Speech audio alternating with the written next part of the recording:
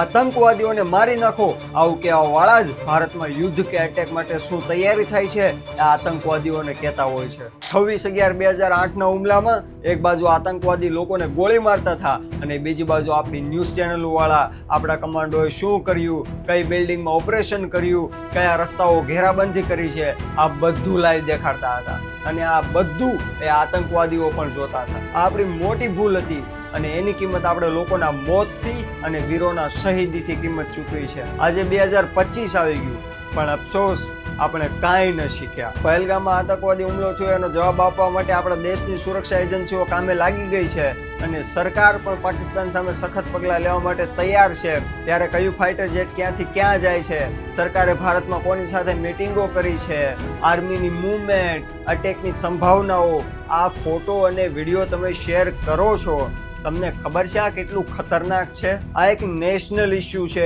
કોઈ મનોરંજન નથી। અહીંયા દરેક વાતનો જવાબ ગોળીઓથી મળે છે અને દરેક લીક થયેલી માહિતી આપણા શહીદોની સંખ્યામાં વધારો કરી શકે। પહેલગામમાં હુમલો છો દેશ માટે ખૂબ જ દુઃખદાયક ઘટના છે, હું માનું છું અને સરકાર પણ એનો 100% બદલો લેશે, પણ આ બદલા માટેના આગળના આયોજનને આપણે પબ્લિકમાં શેર નથી કરવાનું।